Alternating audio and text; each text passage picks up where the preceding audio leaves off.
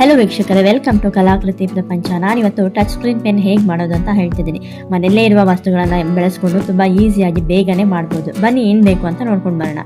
ಇಲ್ಲಿ ನೀರು, ವಾಟರ್, ಒಂದು ಪೆನ್ನು, ಇಯರ್ ಬಡ್ಸು, ಹಾಗೆ ಸಿಸರ್ ಮತ್ತು ವೇಸ್ಟ್ ವಯರ್. ನಾನಿಲ್ಲಿ ಈ ವಯರ್ ಇತ್ತು, ಸೊ ಇದನ್ನೇ ತೊಗೊಂಡಿದ್ದೀನಿ. ಇದು ಕೆಟ್ಟೋಗಿರೋ ವಯರು.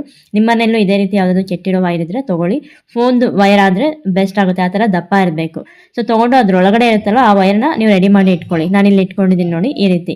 ಅದನ್ನು ನೀಟಾಗಿ ಪೆನ್ ಒಳಗಡೆ ನೀಟಾಗಿ ಸೇರಿಸಿ, ಹಾಗೆ ಆ ವಯರು ಹಿಂದೆ ಕ್ಯಾಪ್ ಕ್ಲೋಸ್ ಮಾಡ್ತೀವಲ್ಲ ಪೆನ್ದು, ಅಲ್ಲಿವರೆಗೂ ಬಂದಿರಬೇಕು ಆ ವಯರು. ಅಷ್ಟು ವಯರ್ ಬಿಟ್ಕೊಂಡು ನೀಟಾಗಿ ಅದರಲ್ಲಿ ಇಯರ್ ಬಡ್ಸ್ ಇರುತ್ತಲ್ಲ ಅದು ಕಟ್ ಮಾಡಿ ಇಟ್ಕೊಂಡು ಸ್ವಲ್ಪ ಈ ಥರ ನೀಟಾಗಿ ಆ ಟ್ಯೂಬ್ನ ಒಳಗಡೆ ಸೇರಿಸ್ಕೊಳ್ಳಿ. ಇದು ತುಂಬ ಲೂಸ್ ಆಗಿದೆ, ಸ್ವಲ್ಪ ಟೈಟ್ ಆಗಿರೋದು ಸೇರಿಸ್ಕೊಳ್ಳಿ ಈ ಥರ.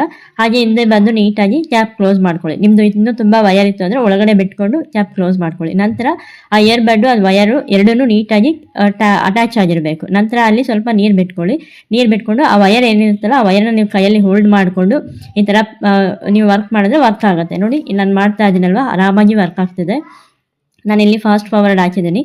ನಿಮಗೆ ಕಂಪ್ಲೀಟ್ ವಿಡಿಯೋ ಲಿಂಕ್ ನಾನು ಡಿಸ್ಕ್ರಿಪ್ಷನ್ ಬಾಕ್ಸಲ್ಲಿ ಇರುತ್ತೆ, ಹೋಗಿ ಪ್ಲೀಸ್ ಚೆಕ್ ಮಾಡಿ. ಅಲ್ಲಿ ತುಂಬ ಡಿಟೇಲ್ ಆಗಿದೆ, ನೀವು ಆರಾಮಾಗಿ ನೋಡ್ಬೋದು ಅಲ್ಲಿ. ಸೊ ನೋಡಿ, ನಾನಿಲ್ಲಿ ನೀಟಾಗಿ ಮಾಡ್ತಿದ್ದೀನಿ. ಹಾಗೆ ಈವನ್ ನಾನು ಲೆಟರ್ ಕೂಡ ಟೈಪ್ ಮಾಡ್ತಾ ಇದ್ದೀನಿ, ಇಲ್ಲಿ ನೋಡ್ತಿರ್ಬೋದು ನೀವು.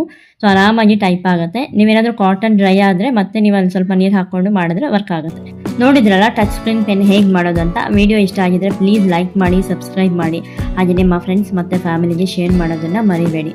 ಸಿಗೋಣ ಮುಂದಿನ ವಿಡಿಯೋದಲ್ಲಿ.